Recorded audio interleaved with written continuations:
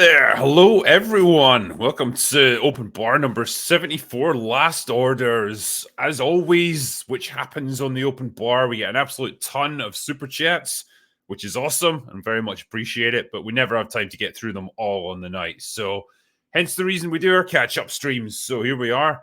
I've got Muller coming in a little while. He's just finishing up some other stuff, and he will be with us to entertain us with his dulcet tones. But in the meantime, I guess you'll just have to put up with little old me. So I'll do the best I can to answer all of your questions in the meantime. So let's just jump right into it, shall we?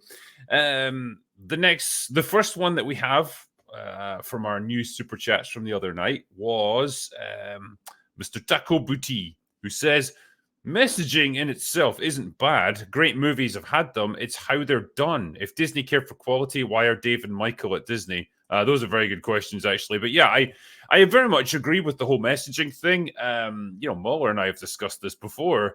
The question that comes up is like, can a show be quote unquote woke but still good? And I think the answer is yes, it absolutely can. Putting progressive ideas into any movie or TV show, video game, whatever it is, isn't inherently good or bad. It's just another idea for the audience to chew on. The whole crux of the matter, though, is how well it's implemented. And is it just an interesting idea for the audience to consider, or are you trying to lecture them about how you want them to think? And does it override the actual story that you're trying to tell? And that becomes the focal point of the entire project. That's where it crosses the line into being a problem, I guess. So yeah, messaging by itself not bad in the slightest. It's how it's done that I think we can all agree is the real issue. VN21 says, we've double feature movie released tomorrow in India of movies Animal and Sam Bahadur. The trailers for these movies look stunning. Hope you guys check them out, and I'm sure you'll find them very interesting. Sounds pretty good to me. Obviously, I don't know the genre that are in. I'm assuming it's action oriented. They quite often are with these Bollywood movies. But yeah, it's a genre that I really wish I made more time for. Like, I know we reference things like RRR, which is great, but it's just like one movie ultimately. There's a whole world of them that we just don't get exposed to, really. Maybe they don't get as much attention over here as they deserve, but there's something just really interesting about that style of movie making. It's a real insight into a completely different culture and a completely different philosophy to how you tell stories. But it's fascinating, and it's often done with so much passion and so much vibrancy that you just don't get in the jaded kind of formulaic movies over here. So yeah, I really need to make a bit more time for that. That and the absolute tidal wave of manga and anime and stuff that people recommend to me. Like there's a lot to get through. So if I could clone myself 100 times over and have the time to like watch all of this stuff, that would just be super. Krusty Jugglers says, the new Rey movie is going to be her as an old woman coming to terms with her weak heart and that she could die any day.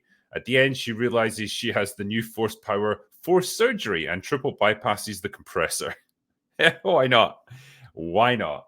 I just love the idea that they actually think anyone cares about Rey, that they want to have a whole other movie with her, and that like she's somehow going to be this wise mentor that's going to pass on the torch to the next generation, which will all be female naturally. Like there won't be any talented males there. She's not that. She is the entertainment equivalent of a manufactured pop group. There's no depth to her. There's no interest. No one cares about her. No one wants to see where her life goes. No one wants to see what kind of person she becomes because she isn't a person. She's just an avatar for, for Kathleen Kennedy for the most part, it seems. Don't get it. And in all likelihood, her movie will probably not even get made. So, you know, it's nice to give Daisy Ridley something to think about, I suppose. You know, maybe not something to actually do, but, you know, just the hope of being in a successful movie again. TGV Monster says, So how is it that Godzilla Minus One has a budget of 15 million, but it looks like a masterpiece, while the Marvels with a $300 million plus budget looks like garbage? Yes, well, look at how we make movies over here. It is the definition of inefficiency, I guess. And yeah, it is shocking how good that movie looks for how little money it cost. It just goes to show you how much wastage there is in big Hollywood productions, how much just gets siphoned off as kickbacks or payments to people who don't actually do any work. It's terrifying. I'm really looking forward though to watching Godzilla Minus One. It doesn't come out here in the UK until the 15th. Might have to try and find a way around that because I really want to watch it and review it before then. So, yar, me mateys. Anyway, M8566 says X-Ray Girl just came up with the best marry, fuck, kill. Jada Pinkett Smith, Christ. Rachel Zegler and Amber Heard. Go. That is a tough one, sir. I'm actually going to have to take a few moments just to comprehend the nightmare that you've put before me. So, marry, F, kill. Who's more insufferable? I think kill, it would have to be Jada Pinkett Smith. Out of the three, she is probably the most annoying. Rachel Zegler is a close second, so probably F her. And have to marry Amber Heard, I think. Actually, no, wait. Because Amber Heard's going to shit on your bed and probably try to murder you. So, yeah, F her and then marry Rachel Zegler. And it gives me absolutely zero pleasure to have said that sentence. It really does. X-Ray Girl, you have a lot to answer for. You made me contemplate that horrifying reality. That's the best I can do, I think, in terms of justification. That truly is bottom of the barrel stuff right there. Rosie McRose says, is it weird that no one seems to be talking about the new Miyazaki film? It is slightly weird. I don't know what to say about it. I've not been talking about it either. So, yeah, I guess we're all in the same boat there. RRTNZ says, Hail Drinker, going out on a limb and predicting Aquaman 2 does okay. Not great, but it doesn't flop. It'll be nonsense, but will surf along on Momoa's charm and being both fun and message-free. Your thoughts? I'd like to agree with you just because, damn, I feel like DC almost needs a win at this point. But I just think the movie itself will probably be fine. It'll just be forgettable fluff. Probably the same way Blue Beetle was. Blue Beetle wasn't a terrible movie by any stretch. I didn't hate it while I was watching it. It was just kind of bland, forgettable comic book fluff. And I think this is going to be the same deal. I just think the market has changed so much over the past year or so. I've gone on record before, and I'll say it again. I think 2023 is going to go down as the death of the superhero genre, as the main box office powerhouse. It is done after this year. And I think a movie like Aquaman 2, maybe a couple of years ago, would have done okay. Like you say, Momoa is a pretty charming guy. I'm sure the ladies will appreciate seeing him shirtless. So there's that. And that's the only way I can explain how the first movie got to $1 billion. But the market is just, it doesn't exist now. And the fact that this is the last movie of the DCEU before it all gets rebooted anyway, it's all of that stuff is just counting against it. And I think, yeah, it's probably going to flop, realistically. I just can't really see a scenario where it does okay. Thomas Costigan says, Happy St. Andrew's Day, drinker, from the guy whose missus squeezed your arse and shared you whiskey at the London meetup. Loves Mauler, we love you too. Thank you very much, man. And yeah, I remember her well. It's not every day a girl comes up and squeezes the drinker's arse, but she got away with it. So it was very nice. She had some whiskey too. But the London meetup was very fun. So nice one. Cosmic Bass Note says, Hello, drinker and panel. Can I get a happy birthday? I'm having my 36th today and not feeling too well. Who knew you have to care about your health? I know, it's a real pain, right? And I know this is slightly belated now because it's Sunday, but I wish you a happy birthday, man. Happy belated birthday. I hope you had a fun day regardless of feeling a bit under the weather, and I hope you're feeling a lot better now. Juxenhausen says, hail to the chat. Welcome back, drinker. Thank you, man. It's a pleasure to be back. Jordan Pendragon says, saw Napoleon with my French girlfriend. She disapproves. I am not surprised. Yeah, I don't think that movie really does justice to Napoleon, really. And that's not even counting the extremely awkward and uncomfortable sex scenes. I did not need to see that. Jeffro Maddox says, I think Muller should do audiobooks. No homo, but he has a voice for it. Again, no homo. Hey, don't be ashamed to admit that Muller has a beautiful voice. I could happily listen to it for hours. In fact, I have on many open bar streams. Jordan Pendragon also says, it presents Napoleon as a sociopath incel who, out of frustration for getting cucked by his wife, decides to take out his anger through murder and conquest. It's simply thousands ought to die, the film. Yes, it's... I think this film attaches way too much significance to Josephine, both as a character and a historical personality. I don't think she was really instrumental in his wars of conquest. Like, he was going to do that anyway. But, you know, he got to shag a hot woman along the way. So, you know, there's something to be said for that. But, yeah, this movie really paints her as the driving force behind a lot of the things that he did. And it's just not true. At least based on what we seem to know about him historically.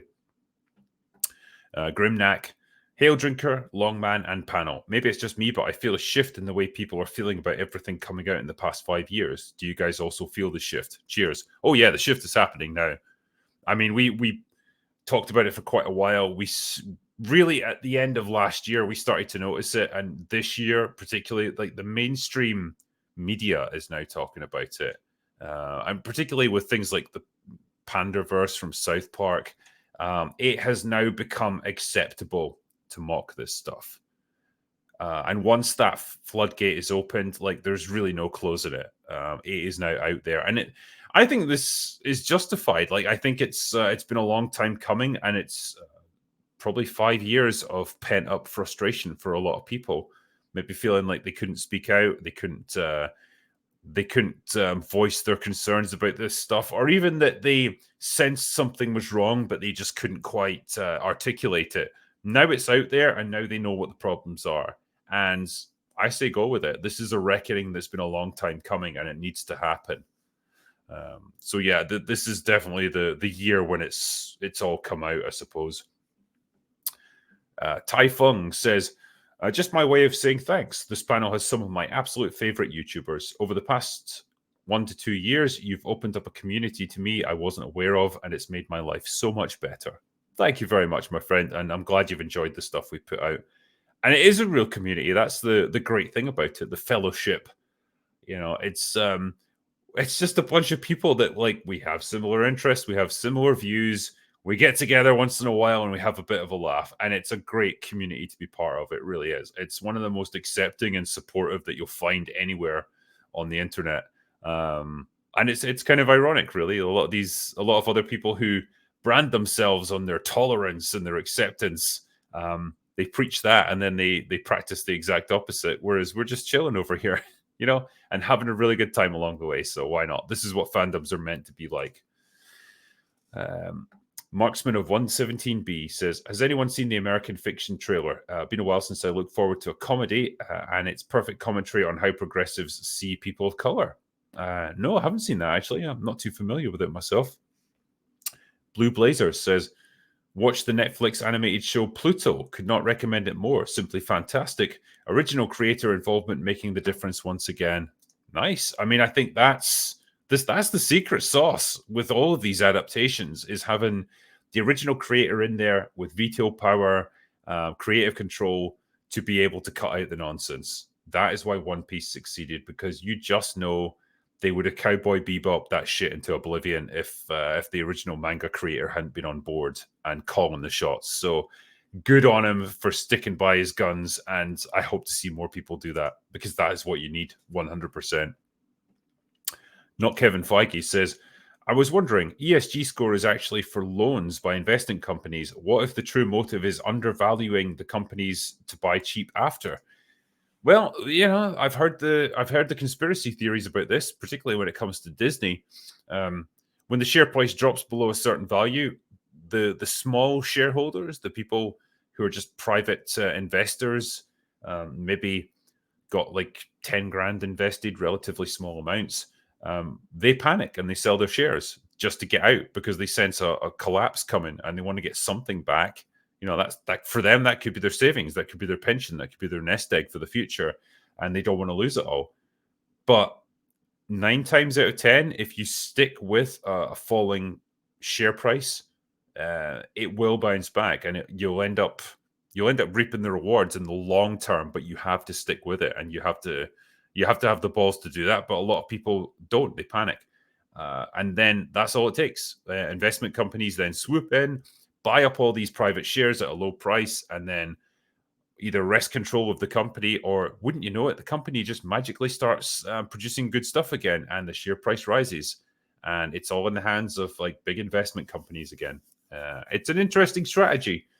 I don't know whether that's what we're seeing here. It is a risky venture if that's what they're doing, to essentially take one of the biggest entertainment companies in American history to the brink of destruction, just to buy up some shares. That is a hard sell, man. But I wouldn't put it past them at the same time. Piston says, it's not Rosie's fault she used to be from Iran. We should accept people wherever they come from in the world. You should be ashamed. IT crowd references. Okay. I think I know what you're doing there. Yeah. No, that's fair play, man. Jonathan Yalusa, as an only child in Congo, Disney and Marvel were like family to me. Imagine my shock when I learned I needed representation to enjoy those stories. I know, right? Like, you literally can't enjoy anything unless you see someone who looks, talks, and thinks and acts exactly like you. That's how the human brain works, for sure. In the minds of these people, at least. But yeah, man, I'm glad you can see through the bullshit. Disco says, war is peace, ignorance is strength. Rose is a beautiful woman. Can't believe my taxes went towards this. I know, the license fee is a beautiful thing, isn't it? I just love how often the story has to keep hammering home the fact that Rose is beautiful. I like, at one point, Donna even says to her mom, like, she's beautiful, isn't she? And her mom looks absolutely terrified. Like, yeah, yes, she is. Like, is this like conversations like this play out in the real world? Like, really? It's like, I'll tell you the correct way to feel about a person, and you better repeat it back to me, scum. Yeah, it is weird. I don't think that episode was showing what they wanted to show, if you know what I mean. Rosie McRose says, have you listened to Quentin Tarantino and Roger Avery's podcast? No, I've heard good things about it, though. I'm always interested to hear what Quentin Tarantino has to say about modern filmmaking and stuff, and just his general thoughts on the process. I just never made the time to actually listen to it, so I really should.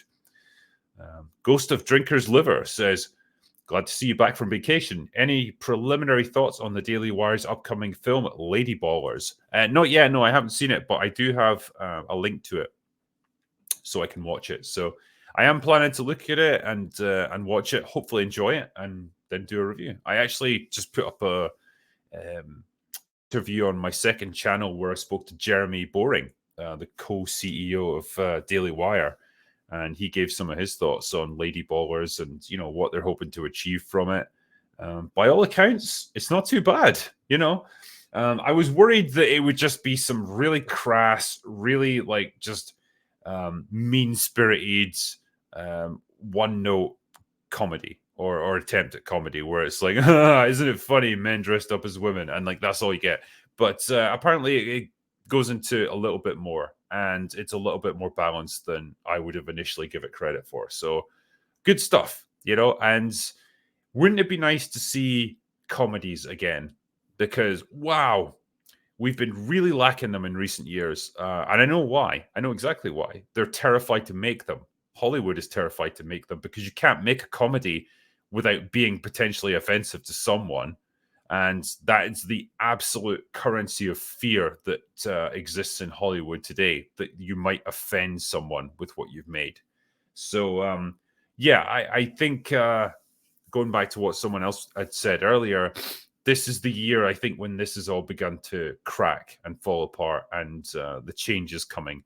I think people have just reached that point of not giving a shit anymore, and it's time to start mocking some of the more ridiculous elements of what we've been force fed over the past few years. Not all of it by any stretch, but the most extreme elements, the most ridiculous stuff that no person of sane mind would agree to. So, yeah, hopefully we see more stuff like this.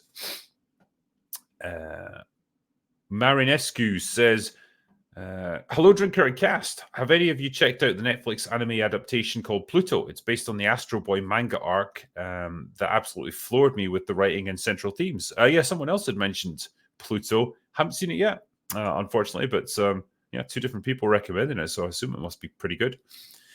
Int Designer says, hello, Drinker.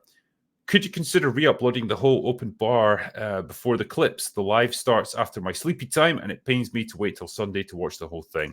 Yeah, I am sorry about that, man. It's probably just the order that I work in, really, more than anything. You know, I'll take the open bar stream, get to work like cutting it up to produce some of the clips that I think are most interesting or relevant to what's going on right now. Over the next couple of days, and then it's like, okay, I've done that. Now I can like upload the whole rest of the file, because it takes ages, because it's it's usually like 3 hours long, so it's quite a lot of data. And I guess that's just the reason I work that way. Yeah, I could try and upload it a bit quicker. Actually, I know people do want to see it. I always put the original to unlisted rather than private, though, so if you've got the link you can still watch it. It's just like it's not publicly advertised.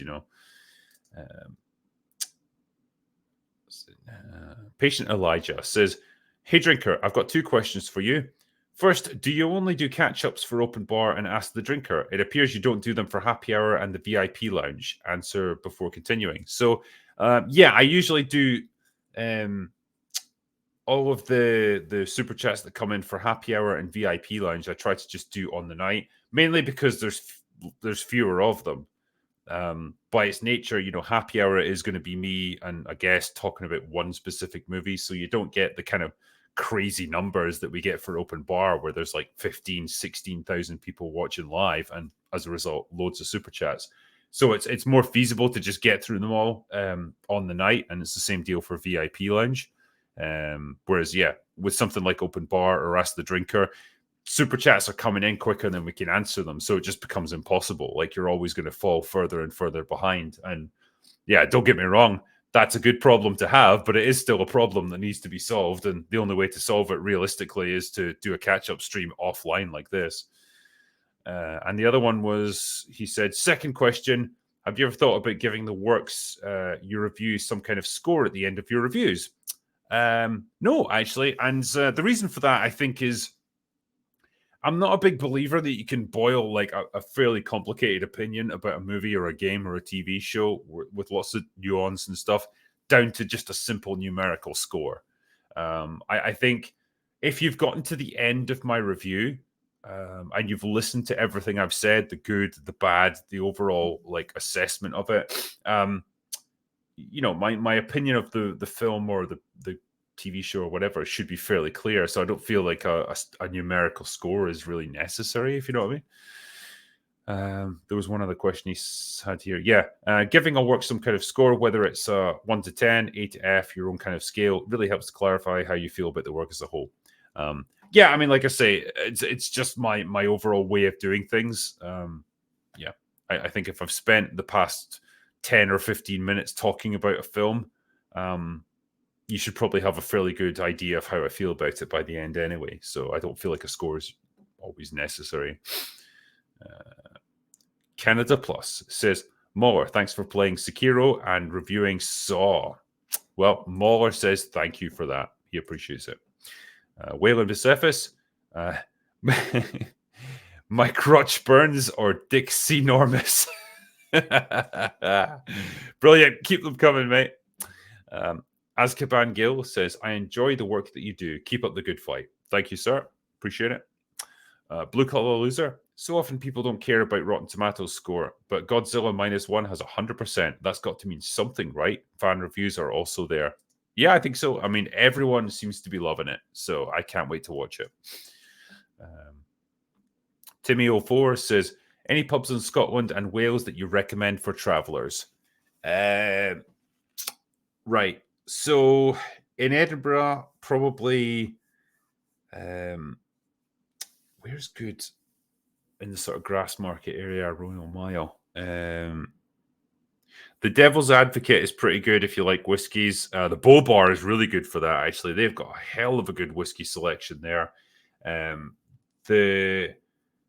The Jolly Judge, which is just kind of off the Royal Mile. There's like a lot of little alleyways that go off the Royal Mile in Edinburgh, and we call them closes. I don't know. Americans would just call it an alleyway or whatever, but it's like a fairly narrow street that slopes downhill because it's like the Royal Mile goes down the ridge of a hill from Edinburgh Castle, and it's in one of them, and it's kind of it's a right old-fashioned pub, but they do pretty good beers and stuff in there, so that's another good place to go. As far as Glasgow goes, no idea because I only go over there like once every 6 months or so, and it's just whatever pub I can find, so I can't really recommend one there. I'm more of an Edinburgh man because it's closer to where I live. Blue Collar Loser also says, go to see Silent Night when you're live. I don't care. It looks fun. John Woo. Joel doesn't talk the entire movie. Mindless action with a paper-thin plot. Fine by me. Fair play. I hope it's good. Yeah, I haven't seen a John Woo movie in years. He's not made anything new in a long time. Mega Spidey Man says, hello there, Muller. Could you say your Major Lee? You get to look at the women with the voice, please. To all, Fave Commissioner Gordon and why? Oh, and I can't even get Muller to do it right now because he's not here yet. So I apologize for that. Commissioner Gordon, excuse me. Gary Oldman in the Dark Knight trilogy was really good. I mean, he is a consummate professional. Like Christopher Nolan doesn't tend to go too far wrong when it comes to casting people, and he picked a good one there. I've always had a soft spot for J.K. Simmons as well. Obviously, he's not had much chance to do anything in the current iteration of DC, but I just think he's a fantastic actor, and he's pretty much always entertaining in everything he's in. So, always would have wished we could have got to see that Batgirl movie. You know, who knows what he might have been like in that. If nothing else, it would have been interesting to see him more fleshed out as a character. Was it Lover of Green says, let's say Disney fired all of the activists. What's stopping those ex-employees from destroying other companies? If the Fellowship were to dismantle the message, we've got to convince the activists to take self-accountability.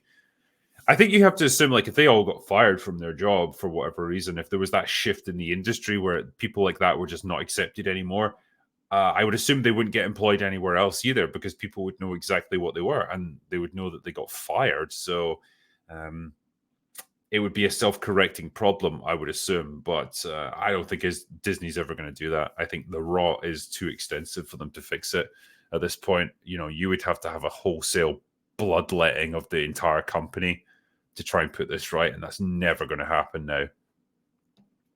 Samson the Mighty says, Drinker and panel, I survived the Marvels, and this week I'm seeing the new John Woo film Silent Night and Godzilla -1 to get that movie purged from my system. Glad to be back. Nice, and I hope, well, I'm pretty sure that Godzilla -1 is really good. Hopefully Silent Night is too. Hey, who knows? We could get good movies again. It seems to always happen at the end of the year. I don't know.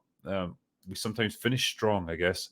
He also says, Drinker, Doctor Who is dead on the 65th anniversary. They'll have Matt Smith return, and Amy Pond's clone will slap and berate him for even existing with a penis. Believe that. I do believe that, actually, yeah. I don't think Matt Smith would come back to it, though. That's the only thing. I think he's very much moved on to Hollywood stuff. Like Morbius. That was a big hit, wasn't it? Oh, right. No, it wasn't. Also, Samson says, Drinker, show the panel the trailer for the new movie Lady Ballers, the anti-woke comedy we've all been waiting for, and you'll laugh your asses off. We need to do a watch through of that, but I will be watching it soon, and who knows, you might see a review of it too. Play the High Note says, 2 questions, wrestling questions. Ooh, okay. I know approximately fuck all about wrestling at this point, but I'll do my best. Do you think a Vince McMahon biopic with Willem Dafoe as Vince? No. I don't think Willem Dafoe is going to be a good choice for Vince McMahon because he's about 1/3 the size of Vince. I mean, Vince is a fucking beast of a man. Yeah, I have no idea who could play him at this point, but I'd be interested actually to see the biopic in general. You know, the idea of like learning a bit more about how he got into the business and, well, obviously because of his dad, but how he totally transformed the wrestling business and built WWE into what it is now. It'd be pretty interesting to see. I imagine it'd be something along the lines of The Founder with Michael Keaton. You know, just an absolutely ruthless businessman. He says, also, have you watched the show Heels, written by Michael Waldron? In my opinion, it's a lot better than his MCU work. Wow, okay. No, I haven't seen Heels, actually, so I assume it's, again, another wrestling thing. So, yeah, I'll need to give that a look. 50 Shades of Grayson says, well, it was a good news week at least. Well, yeah, kind of, I suppose so. Not so good for Doctor Who fans, I guess. Hikira, hail Platoon and its sneaky, sexy Ahsoka edits. Yes, they are excellent. Like huge Wang. The first time he did that with like the echoey voice, it was just, I was sold. Perfect. Azzy's wonky eyebrow says, I hope you enjoyed the F1. Was there in 2019 myself. Very nice. Cool, man. And yeah, I very much enjoyed it. I mean, I got to spend like 5 days in an extremely warm, sunny country, drinking lots of beer, staying in a nice hotel, and watching big cars go vroom. So, yeah, what's not to like? Yeah, it was great fun. Hopefully I get to do it again sometime. Fleam Gates says, by editing the title screen, I convinced someone that DS2 was Demon's Souls. Jesus, she played and loved Demon's Souls or 1. I love listening to her talk about how they improved everything. My favorite was Gwyn is a better version of Vendrick. Okay. Well, good going, man. Troy Manser says, good to have you back, boss. Cheers, man. Thank you. Patriot says, I know you must be loving Doctor Who as much as I. Of course, yeah. I mean, who wouldn't? It was an experience. I don't know if I could bring myself to watch the latest one because apparently they got a black Isaac Newton because, you know, clearly he was. You know, gotta love the BBC. Goob says, can we get a recommends or extra shot of Waterloo and or the Duelists to contrast with Napoleon? One about one epic battle and the other a historical personal drama which Napoleon tried to do both of and failed. Yes, that would be really interesting, actually. Yeah, I've said before, I'm a big fan of Waterloo. I think it's a spectacular war movie. Takes one or two little liberties, but for the most part, it's pretty accurate recount of the battles. So yeah, I love it. I think I did a special with History Bro on his channel where we talked specifically about the movie, kind of like his version of a happy hour, really, for about an hour or so. And yeah, you can go and check that out on History Bro's channel where I talk about Waterloo with him. It was good fun. Jan Javi says, Drinker, glad you're back. How was your vacation in Abu Dhabi? Also, who's your favorite F1 dude? Verstappen, Norris, Piastri, Leclerc, or Hamilton? Yeah, it's not Verstappen because everyone seems to hate him at the moment. But yeah, it's almost like he's fallen victim to just being too successful. He's also a bit arrogant dick, but you know. I think I said this before on stream on Thursday night. I always had a total soft spot for Nico Hulkenberg. I always thought he was just this like champion in waiting that just never quite made it, and it's a shame. So yeah, I always hoped he would get a podium place at some point. It would have been really cool if it had happened at Abu Dhabi, but I think he came in 8th or 9th overall. So yeah, he was way off. But yeah, he's probably like my like guy that I always hope to see do well. But overall, yeah, it was a fantastic weekend, and yeah, we had a lot of fun, drank a lot of beer, and yeah, coming back from that to Scotland in December is a bit of a shock to the system. Gary's Beard Crabs Says Drinker, loved the video of you playing Hold Fast that side scroller shared this morning. Give them some steel, boys. Hail the Fellowship, the 199, and Ban J.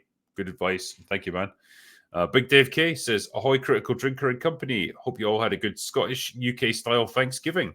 Yes, and our Thanksgiving involved doing fuck all because it's not really part of our culture. But hey, I support you guys doing it. I hope you had fun and ate lots of turkey and argued with a few family members. It seems to be the way these things are done, I guess. This next one, Glippy. Women drivers, yay or nay? I am not in favor of them. They're a menace to our roads. It's all right as long as they just get to go forward. They don't have to reverse. But yeah, it's interesting. We've never really had female F1 drivers. I wonder why. Anyway, Toshimi says, Lost Chord. Soon after the 2023 ASMR Posh British Convention, my dear friend, who were the number one in the young category disappeared. Any clues to what could have happened to him? Well, there you go. That's Platoon.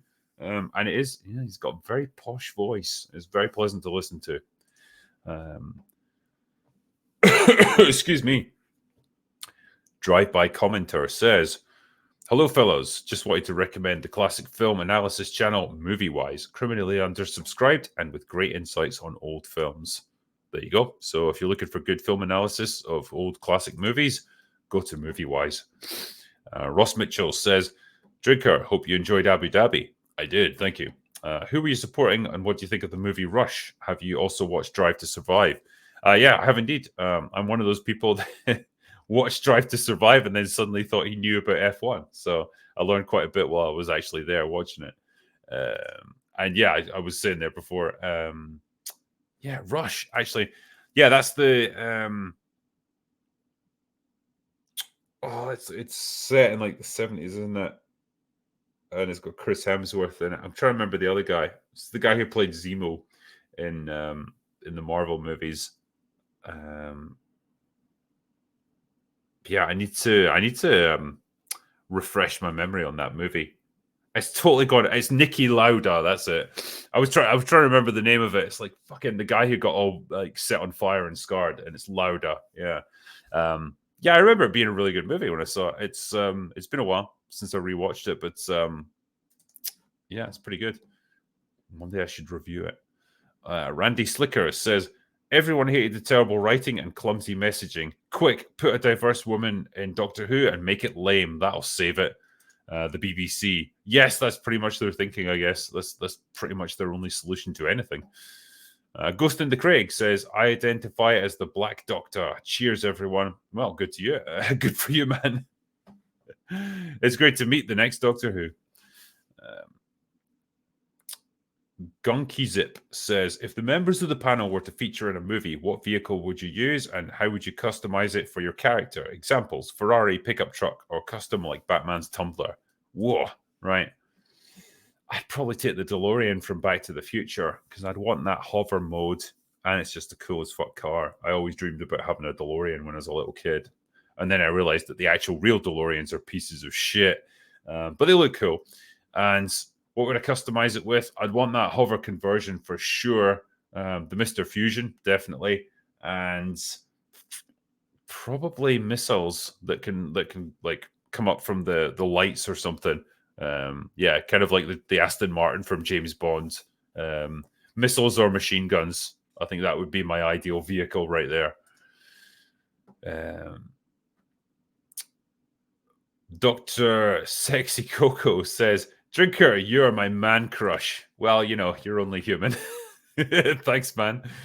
Gary D says, welcome back, gents. What the fuck is up with the BBC quoting the message but not crediting the drinker? Chat says you must copyright strike. I know, right? Like, God. I just think it's really funny that the BBC review their own output. And ironically, they actually give it a bad review. Yeah, man, it's not like I invented the whole concept of the message, but I don't know. The way I did it just seemed to really strike a chord with people and they got a kick out of it. So, hey, as long as it gets used and people are more aware of this problem, then I don't care if I get the credit for it or not. It's more important that we tackle it. Abdiel Garza says, "Dear Drinker, I know you've heard this a lot, but I can't wait to see you till you see Attack on Titan. It's a truly amazing story. 10 out of 10, my favorite story ever." Ah, well, hold on a second. I'm going to have to put this on mute just for a moment and stop my cam because I've got something to show you. Hold on.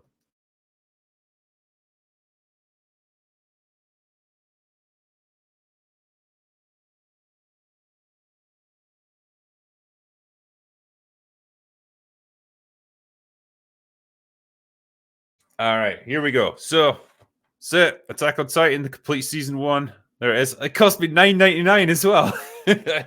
So I've got it and it's ready to go. I just need to watch it. So you can see it's still in the plastic wrapping. And yeah, I got it just before I went to Abu Dhabi. So it's been pretty much full on ever since I got back. But looking forward to it and I'm primed and ready to go. So hopefully I give it a 10 out of 10 review. Anthony Pook says, "Not gonna lie, I really like Matt Smith as 11." Okay. He is a good doctor, yeah. David Tennant was probably my favorite, although I've got slight concern that that's going to be soured when we get through all of these specials with him. It's like, oh no, you've come back and you're kind of old now, and you're not really making me, you're not really selling me on this one anymore, David. But who knows? We'll see how it goes. But yeah, Matt Smith definitely brought a real energy to it. I think he was one of those guys though that just he got out, and I don't think he's going to look back now that he's gone. Patrick Mulligan says, "Last Wish reminded me of Meet Joe Black as a morality tale. Thoughts on Meet Joe Black? Drinker go on Stitch and Adams So EFAP's sister show, basically. Yeah, I feel like I've been on at some point. I could be wrong. Like, I go on quite a few shows, but I thought I'd been on that before. Maybe not. But yeah, I'd be happy to go and talk to them anytime. Yeah, Meet Joe Black. Crikey, that's been a long time since I've seen that. That's where Brad Pitt is basically playing death. Yeah, I remember it being pretty good back in the day. I need to rewatch it, but I quite enjoyed it as far as I recall. Jimber Jamper says, "On a positive note, Invincible Season 2 is fantastic so far. Really deep themes of grief and becoming an adult. Also, Amber isn't awful anymore." Well, that's definitely a bonus because she was fucking insufferable in the first season. She was probably the weak link, like the one thing that held it back a little bit. But yeah, looking forward to watching Season 2. I very much enjoyed Season 1, so hopefully they continue that trend. Koshi for Life says, "Drinker with and without glasses are two different people." Yeah, I know, what can I say? But this allows me to move incognito, you see. Isaac Desimero says, "Doctor, who the fuck cares now?" Yeah, very true. Miguel Diaz says, "Hey, which original Top Gear presenter do you guys most identify with? Love the open bar, lads." This is a topic of conversation amongst me and my friends as well, because it's like you're either a James May or you're a Jeremy Clarkson or a Richard Hammond. For me, it's probably a toss up between Hammond and Clarkson. I suspect I'm more like Clarkson in that I tend to just blunder into things without really thinking it through properly and pretend like I know more than I really do. I'm also wildly irresponsible in my day-to-day life, but yeah, I suspect I'm a bit more like him. His app says, "Doctor spends the whole episode saying how much he cares and regrets what happened to Donna. Then she says he could have saved her if he was a woman. Just wow." I know. It's well, it's the BBC. That's pretty much all I can say there. Marcus Muyas says, "Will you review Blue Eyed Samurai? Bloody fantastic." Yeah, everyone's recommending that to me. I've had a bunch of emails from people as well. So I will watch it. And hopefully I give it a good review. I can't see why I wouldn't. Everyone seems to like it. Lucas G says, "Hi, in Polish verbs in past and future have two genders, male or female. So unless someone speaks only in present tense, they have to commit to one or the other." Ah, so it's a gendered language. That's interesting. Yeah, fair enough.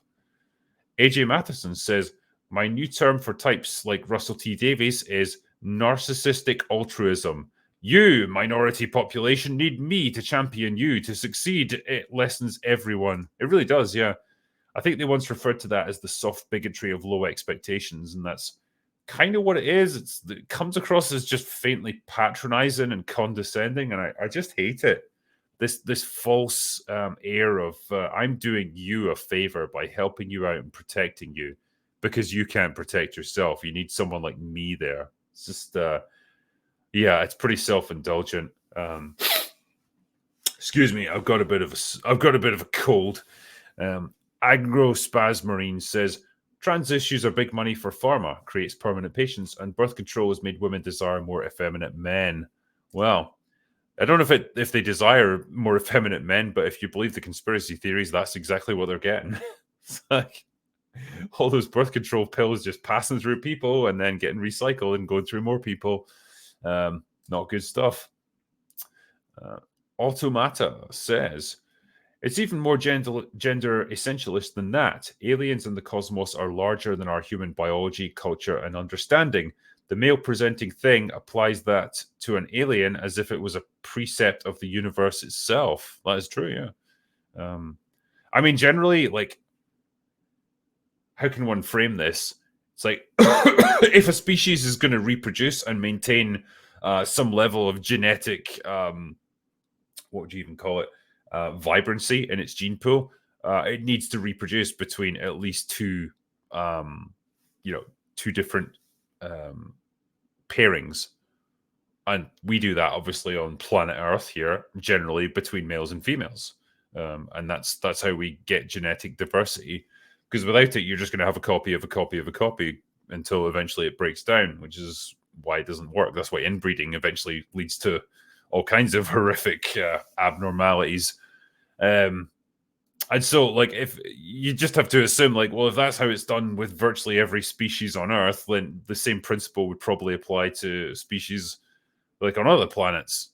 You'd think, but maybe not. Maybe there's infinite other ways it can be done. JJ Gosling says he's the 14th Doctor because he sacrificed himself 13 times to save others. Takes a long walk of a short pier. Yeah, basically. I mean, I think that's what they were getting at in the show. It's like they're presuming to lecture him about not helping people or not being willing to give up power, whereas literally every time he's been forced to regenerate is because he's sacrificed his life to save other people, which is it's kind of a big deal. It's not something you want to overlook about the Doctor, but they do for convenience. Highlander 723 says, somebody asked me what my pronouns were one time, and I smiled and told them, I go by your lordship or master. They were not amused. When they said something, I yelled, respect my pronouns. Yeah. It's the same line of thinking to say, like, yeah, my pronoun is God Emperor of the universe, and you must address me as such. Otherwise, you're a bigot. So, yeah, let's see how well people stick to that. Sir Holmes says, happy almost 3/4 of a century with open bar. Hey, thanks. Eat a spit popsicle or use earwax toothpaste. The ingredients come from as. Delicious either way, I'm sure. Jay Greenlee says, remember Master changed into Mistress. It was treated as completely normal and no big preachy statements were made. Pepperidge Farm remembers. Well, yeah, that's it. That was in a different time, though, I suppose, when you could do that sort of thing and it wasn't a social justice issue. The Grey Ghost says, the Zygon Invasion War speech was amazing. Nice. Graham Gallagher says, anyone seen Overlord, unofficial Wolfenstein movie? I've seen it, and it was weird, but kind of good. Yeah, that's when people start getting mutated and stuff because they get exposed to, like, German bioweapons research or something. It's kind of a crazy film, but yeah, not bad. Josh Kelsey gave us $10, so thank you, man. Normie says, there is little discussion or excitement about Doctor Who here in the US after the 60th. Is it any better in the UK, or has apathy set in everywhere? I mean, I can only go by what I see online. Like, the discourse around it at the moment is basically, isn't it crap?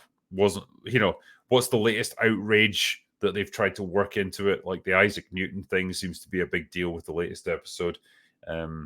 Nobody I know in like day-to-day life is talking about Doctor Who. They do not care in the slightest. Starry Azul says, OGM, all my favorites at once. Form of Voltron. we can try. Next time we do this, we'll try. Randy Slicker says, the strength of sci-fi is moving an issue outside of people's emotional boundaries so that people can view it from the outside. See Next Gen's The Outcast for this done right for the issue of gender. Yes, that was when I think it's Riker visits a planet of people who reproduce asexually.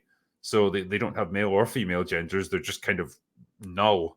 But, you know, certain people start to experience traits that make them more male or female, and they're treated as aberrations that have to be corrected. So, yeah, TNG does it in a way that's actually quite interesting and thought-provoking. It doesn't really try to preach to you about it. It just gives you a perspective on it, which is, like you say, what sci-fi should do when you take it outside the bounds of normal human experience. You give an outsider's view on it, which is nice. It's good stuff. Jaded Fett says, Phineas and Ferb did meet much better than this trash in season 2, episode 7 from 2009. Such a disappointment. Tennant got done dirty. Indeed. Well, that seems to be a running thing with Doctor Who because Peter Capaldi was done dirty pretty much his whole run. Yeah, the guy really wanted to be Doctor Who, kept soldiering on despite the crappy scripts, and look where it got him. Unbridled Mayo says, if you're taking a pro-Meep stance here, could you take a pro-Glory stance in Buffy? How I need Mahler right now to answer that one, I'm afraid. Larry Escher says, the critical drinker. I know a young wheelchair-bound special needs girl who dresses her scooter as a half Dalek so she could cosplay Davos at cons. Now what is she going to do? Yeah, we talked about that there the other night on Open Bar. And yeah, man, it's just pandering to people that don't want or need to be pandered to. That's what that comic relief special was. And it's so, the sentiment behind it is so misplaced. Kryptonian Cousin says, all and none sounds like they think they're a god. Yeah, well, not far off, I guess, in that episode.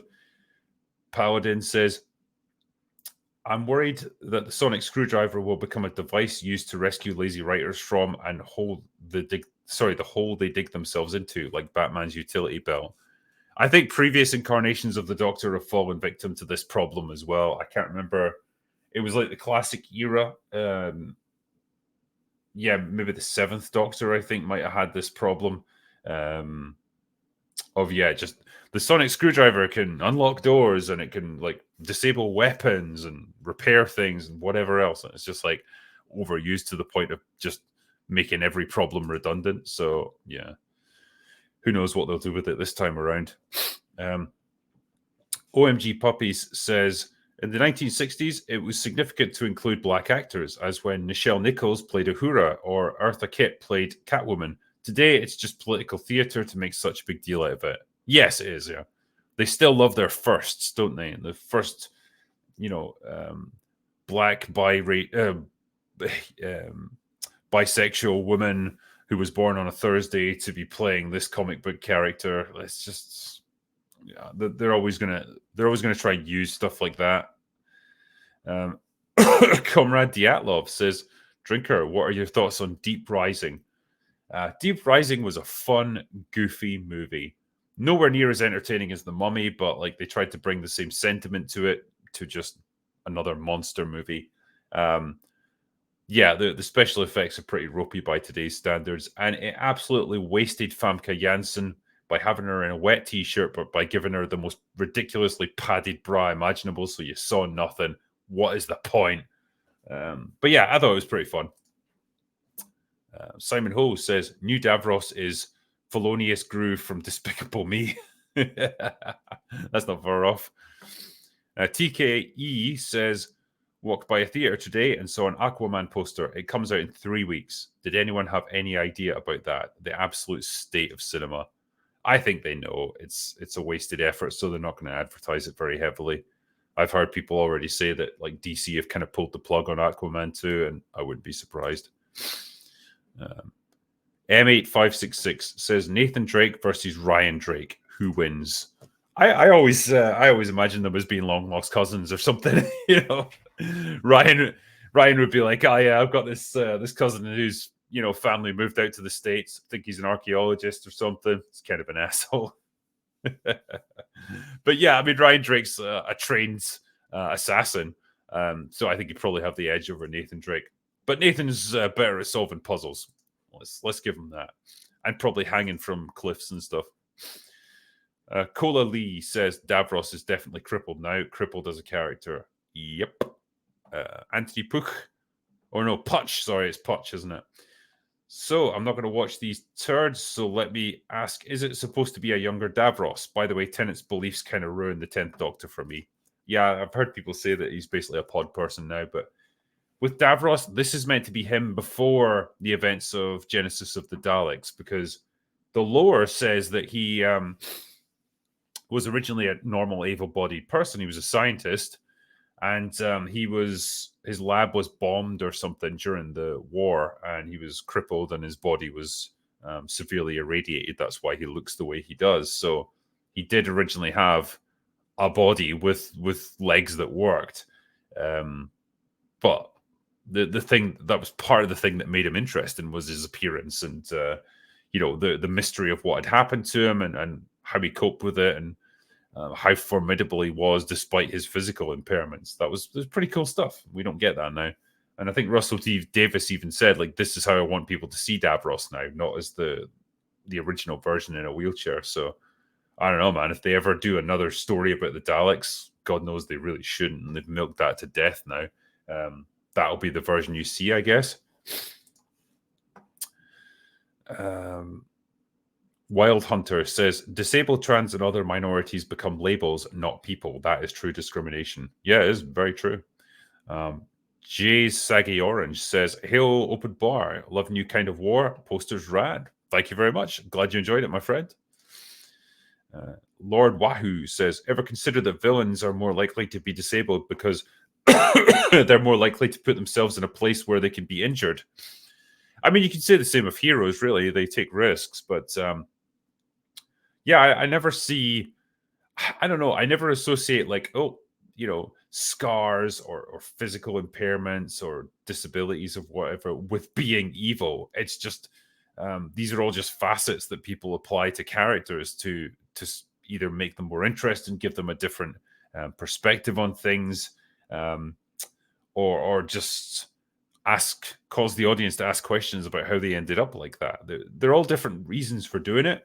And I don't think they're necessarily good or bad. It's just, do they get overused? Possibly in some cases. How often did we see villains in like James Bond movies that had scars down their faces?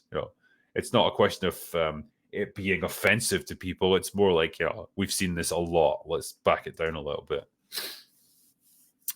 Wild Hunter says, I loved Joe 90 when I was a kid. Nice. Kellraiser says, it's ironic that in the awful Wild Wild West movie, they changed the character of Dr. Lovelace from a little person so they wouldn't be offended to a war vet in a wheelchair that had lost his legs. Yeah.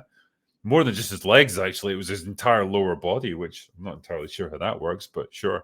Yeah, it's if you're trying to avoid offending one group, you certainly offended another, Satan Slayer. Incidentally, I think part of the reason Wild Wild West was the way it was that he basically had spider legs that allowed him to walk around when his chair wasn't there. And then his mobile fortress was a giant robotic spider as well, because the the people at the studio had originally wanted to do a Nick Cage Superman movie where he fought a giant spider at the end, and they weren't able to get that off the ground. And so this was the best they could come up with. So a little bit of weird random trivia there. Satan Slayer says, it's so funny that two very beloved comic book characters are disabled, Nick Fury and Professor X. There you go. Yeah, exactly. They're not evil. Simon Ho says, why does my teddy bear have a giant rubber dildo for a head? Am I a bear bigot? Doctor Who saves the universe but shot down for pronouns. Humanity is saved. Yeah. I still get people like commenting on the bear analogy from one of my Doctor Who reviews back in the day. Christopher Johnson says, any thoughts on Shane McGowan? Yeah, sad that he passed away, really. I can't say I'm entirely surprised considering the way the man lived his life. Like, damn, I thought I was a drinker. I got nothing on that dude. So, yeah, I guess it was going to happen sooner or later. You'll never look at Fairy Tale of New York again. First Kirsty McCall, she took a jet ski to the face, and then Shane McGowan's gone as well. Sad times indeed. Dennis Malyavin says, what will Unbreakable look like without Samuel L. Jackson character? Not very good, I wouldn't imagine. Tom Ted says, Hail Drinker and Panel, have you heard about Blue-Eyed Samurai? Yes, I have. It's from the writer of Logan. It's a great show on Netflix that I 100% recommend, but has one of the worst trailers I've ever seen. All right, avoid the trailer, watch the show, I guess. Zodlander says, I've lost track of how many brands Disney now own that they have ruined, and wasn't the Doctor Who brand pre-ruined before the complete transfer to them? Yeah, it pretty much was. So I don't think they can do much more to ruin it at this point, but I'm sure they'll find a way anyway. And yeah, lost track, like you say. Marvel, Star Wars, all the subsidiaries that come under that, Indiana Jones, you know, it's even Willow, they've somehow found a way to ruin that. So there's not much left. Derek says, a friend of mine told me he liked Rings of Power, so I cast him into the sea. The sea is always right. Smart move, I agree. Simon Ho says, could this be the dumber cloned Tennant Doctor that went with Billy Piper's Rose, but now on the run because he pissed her off for not using a coaster? It could well be. Yeah, I remember that episode. Yeah, I think he was essentially the same as the Doctor, but he didn't have two hearts or something. It was something weird like that. Yeah, it's this is just a new version of the Doctor, I guess, an inferior one. Timmy 04 says, Muller, I know you haven't seen it in a while, but what are your favorite episodes of Firefly? Oh, I need to get him in when he comes in. We'll get him to tell us. Guy who can't grow a beard says, nobody, absolutely nobody. Russell T. Davis, it's incredibly concerning to us that you people think that all handicapped people are evil. I know. It's projection. It's so much projection. Evil Zombie Toe says, credit to the viewer, bookmark for Doctor Who. Okay. The Almost Dead Man says, to be honest, the new Doctor didn't need a hype man. Jodie's Gone was all the hype I needed. I know, that was it. It was like they had the audience primed. You know, Russell T. Davis was back. That theoretically was going to be a good thing. David Tennant was back. Jodie Whittaker was gone. You know, all you had to do was just make a few good episodes that weren't preaching at people, and you couldn't even manage that. Evan Rogers says, if you think Doctor Who is bad, look at what they have done with the so-called sequel to Quantum Leap. Its 2022 re-sequel is an insult to the classic 89 series. I would love to hear your takes on it. Yeah, I avoided that like the plague just because I heard it was absolute garbage and I had no interest in watching it. And by all accounts, that was the right decision. TSG official, Mr. Glass is double offensive. He's both disabled and black. Can't have that. I know. Like, damn, M. Night Shyamalan was based on that one. Resurrecords says, we're not handicapped, we're handy-capable. George Carlin. Yeah, God bless him. Ian says, to make up for killing off Jigsaw so early, they should have had John Kramer put his soul into the puppet before he died and then team up with Chucky. That's a movie I would pay to see. Skull Leader says, this was an episode of Good Times where there was a wheelchair-bound girl who was a scammer. The point of it was not to judge people on attributes, as they are people that have to be judged on their actions. Yes, exactly. South Park even tackled this. I think they had a kid with Down syndrome who was just a complete asshole to everyone and started bullying the rest of the kids. And they were like, yeah, the premise just being disabled, you can still be an asshole even if you're disabled. You know, it's not a magical shield for everything. And yeah, it's incredibly patronizing to pretend otherwise. Chris Nicholson says, though it looks like we will win the culture war, I'm still sad for all its casualties. The 10th Doctor was a character very impactful to me that influenced a lot of who I am today. This one hurt.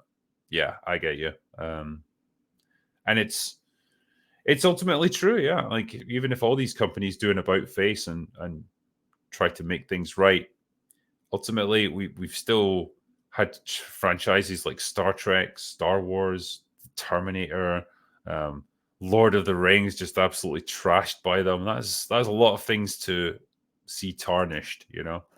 It's a bit of a Pyrrhic victory, I suppose. Sorry, my voice seems to be going. I'm just coughing. Chris Nicholson says, though it looks like... oh, sorry, you just did that one. Guy who can't grow a beard says, open bar live stream starts at 2 a.m. on Friday here in India, so I always end up sleeping midway through. How about one day drinking live stream for us Orientals? Much love, though.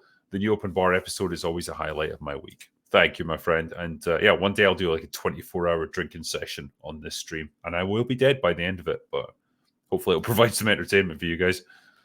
Vladimir Efest says, hello, drinker and panel. I was wondering if you guys heard of AMC's Pantheon. It's about a girl that starts receiving messages from her deceased father who worked for a company that was researching uploading the human mind. No, I'm intrigued though. Shaker Silver. The last time I saw a weaponized super wheelchair was the sidekick in Steel, starring Shaquille O'Neal, and it was also very, very silly. I remember Steel. Yeah. That was like an early prototype Iron Man from the 90s. And wow. Yeah, she did end up in a wheelchair. I'm sure the movie dealt with it in a really crass way as well. But yeah, they did give her weapons on it. DB says the best advert to cancel the TV license. You are not wrong. Evan Rogers. The original Quantum Leap is one of the best TV shows ever made, and its sequel is obsessed with the message, whereas the original could sell you on a progressive concept without beating you over the head. I know, imagine that, right? It's like they had this sort of stuff figured out like 20, 30 years ago, and they've just lost it.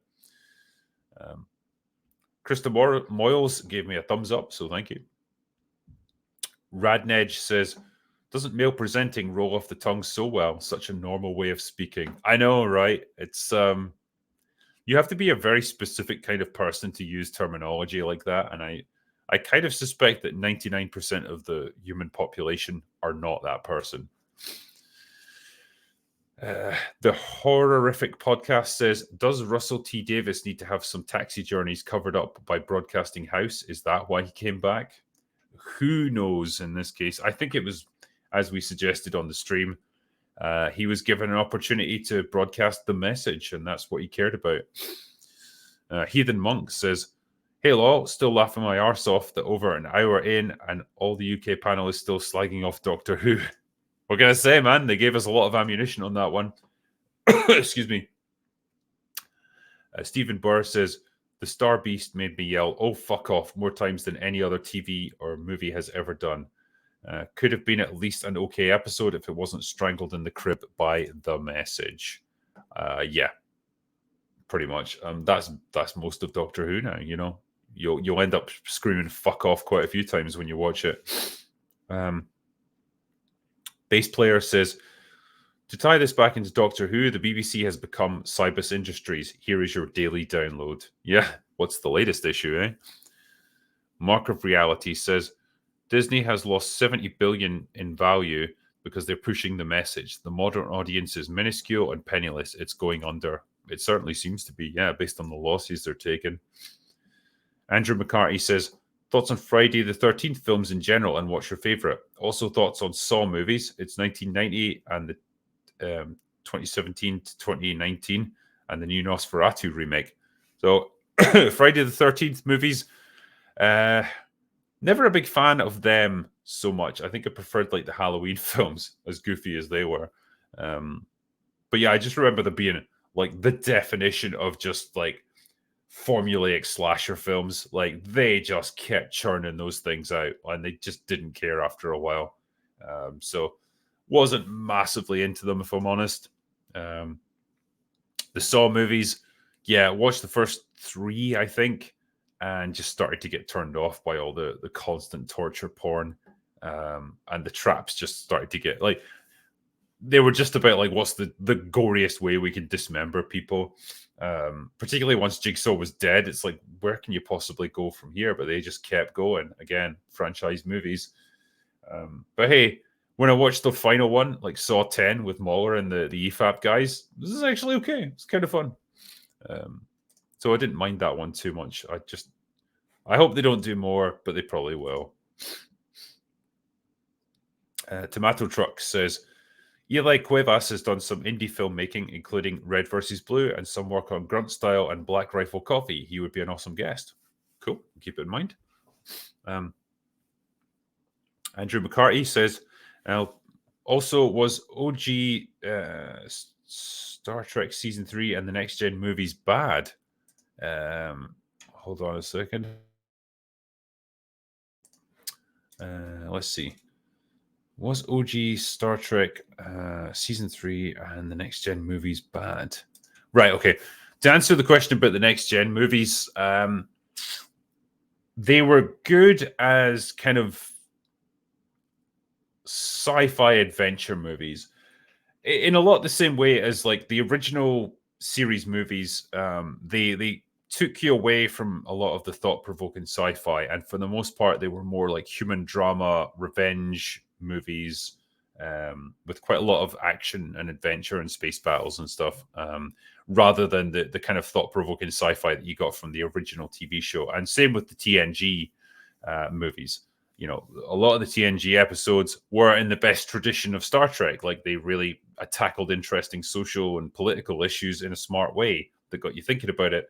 When you're making movies, though, like that are big budget for the time, you want to appeal to just the mass market. And so their solution was to just have them action focused. And that's why you got things like First Contact and Nemesis, you know. Probably the closest they got in tone and overall look and feel to the TNG actual TV show was Insurrection, which I'm not a fan of by any measure, but like I think they were going for that sort of more sci-fi oriented idea.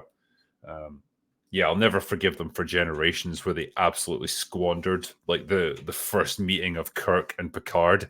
Like, that was like a Star Trek fan's wet dream in the early 90s, and they botched it, really. Such a underwhelming movie. Cannon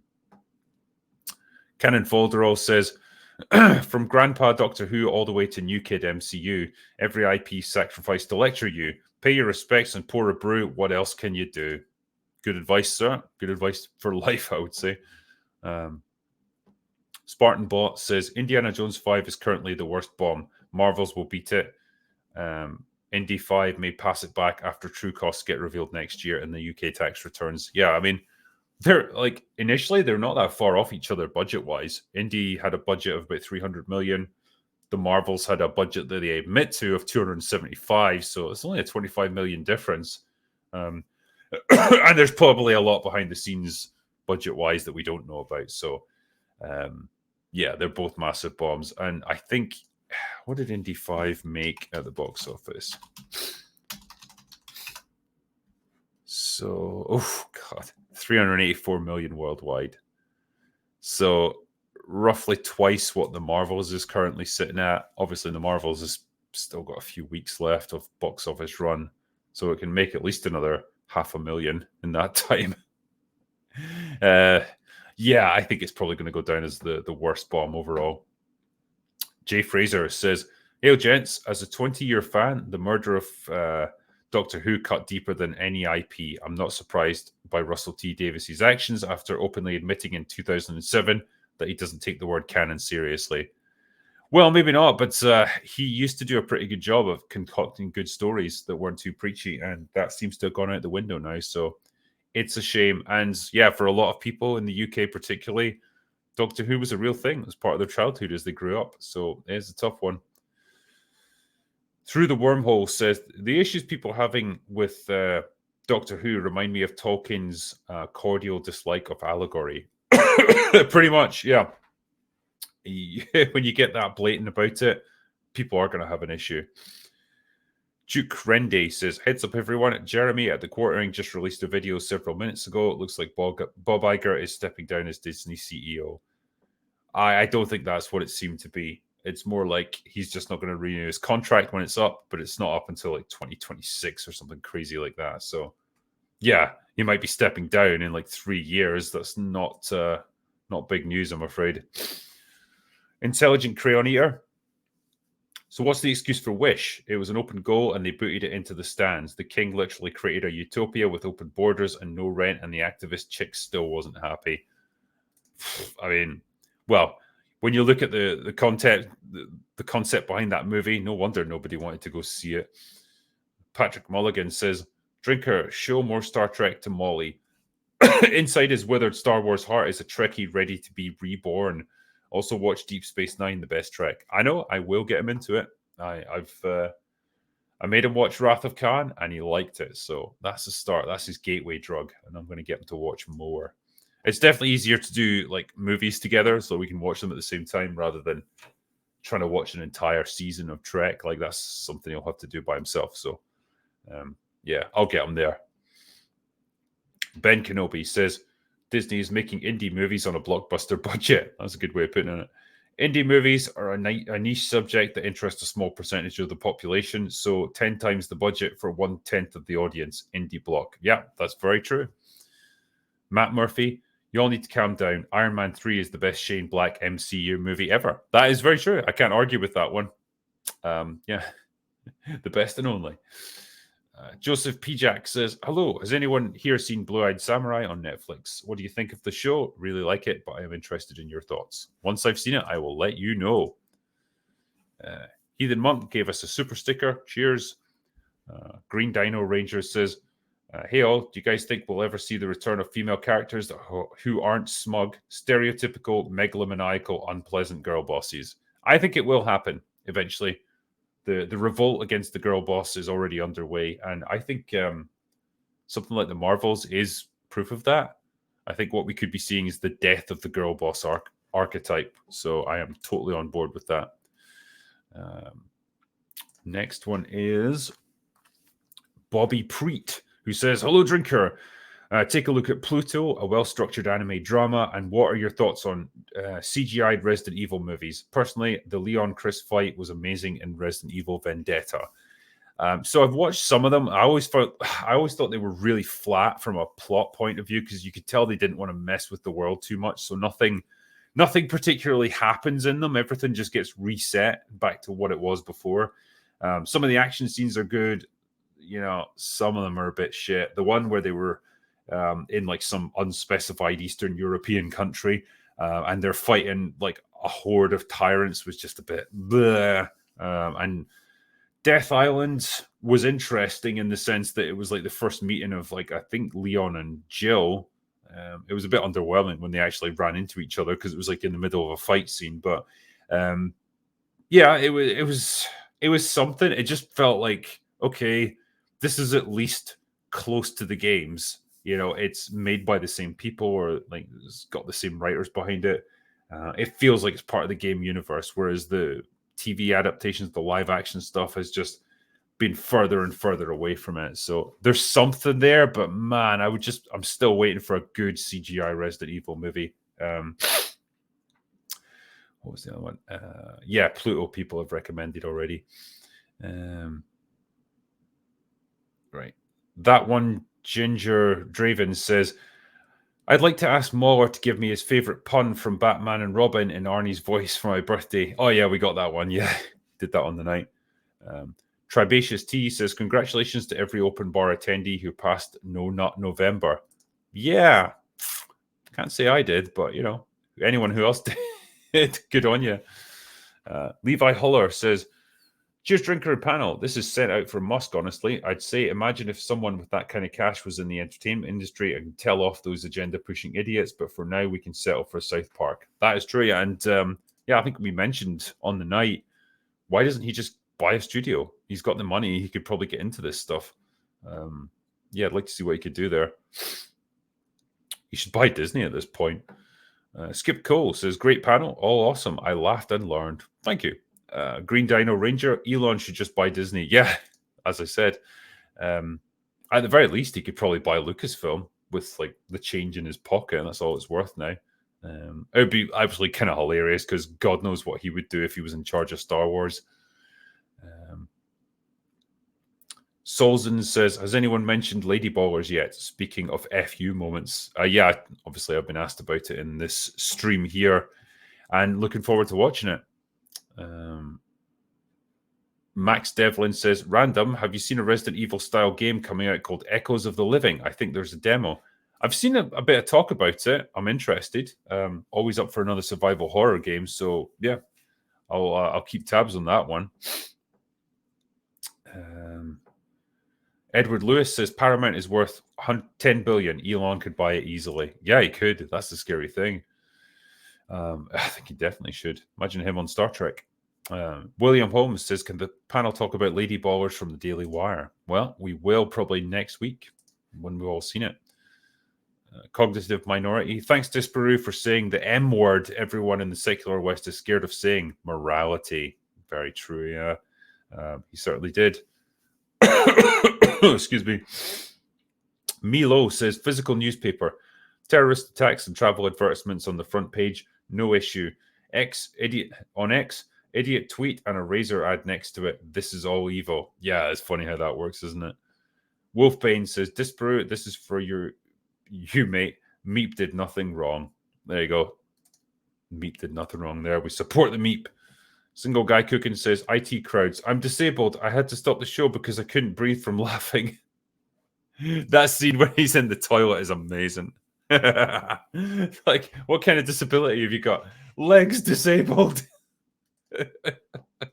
NDG says, it's been a month now and I can't believe no one mentioned that. In Spider-Man 2, MJ becomes a symbiote and you beat her by crying and saying how amazing and important she is than Peter being a hero, not my Spidey. Yeah, I never played the game, but it sounded like a big old pile of ass when you got stuff like that in it.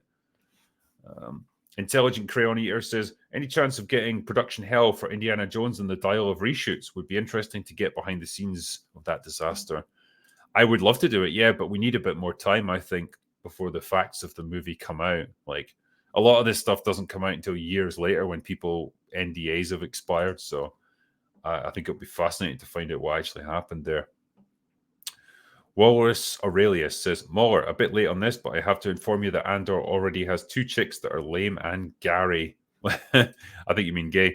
Yeah, there are. And they feel a bit pointless in terms of characters. I probably would have amalgamated them together into one character. I don't think it's that important that we got their relationship there, and they just feel a bit redundant at times in an otherwise fairly tight show.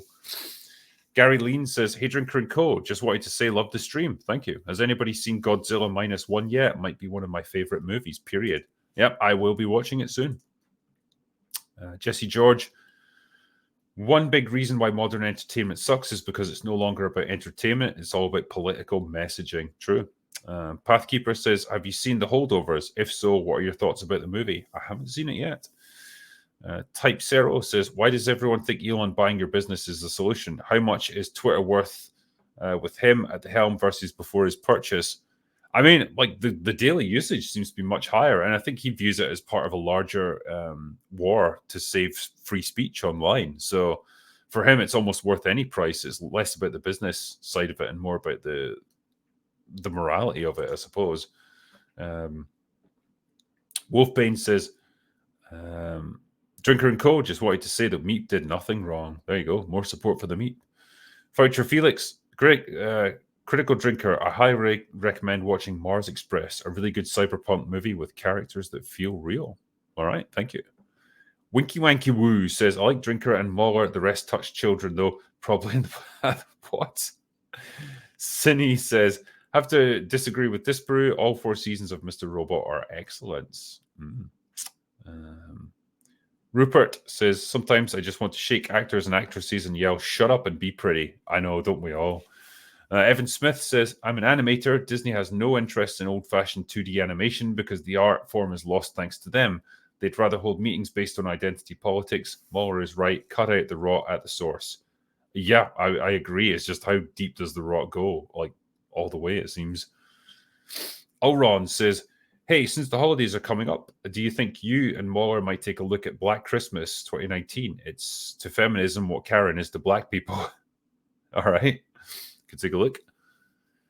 Mo Zamboni says, I need to circle back to Little Platoon's comments regarding God's Not Dead. It's named God's Not Dead, not Wish, The Little Mermaid. It's not mass propaganda. Okay. 427 Arbox says, with one more great villain lost, what advice does the panel have for those of us in the audience trying to create new ones? Make them interesting, make them formidable, make them a genuine threat, make them intelligent, give them a justifiable reason for doing what they're doing. That's my general advice. Marcus1990 says, thoughts on the series Black Mirror? Early seasons were excellent, thought-provoking, and dark. I agree. I mean, there's not much I can add to that. Some really interesting episodes. Yeah, it tackles some pretty dark stuff. It's a lot of dystopian fears around technology, genetic engineering, social engineering, all that stuff. It's good stuff. Gruntso says, back in March, we spoke on Zoom about Star Wars for my dissertation. Oh, yeah, I read that one out, and I'm glad to know you did well, mate. Thank you. OMG Puppies says, a pioneer of season-long story arcs was Wise Guy with Ken Wall, a great police drama. Of course, Babylon 5 took the greater risk of a 4-season story arc. They did. Good sci-fi with that as well. T1S says, slams laptop shut. What you bring me? Yeah. And Marcus1990 says, anyone seen Under the Skin? Beautiful film. I've seen most of it because I wanted to see Scarlett Johansson naked. I was a bit disappointed when it happened, but yeah, nice freaky alien sci-fi movie. Kind of not what I expected at all.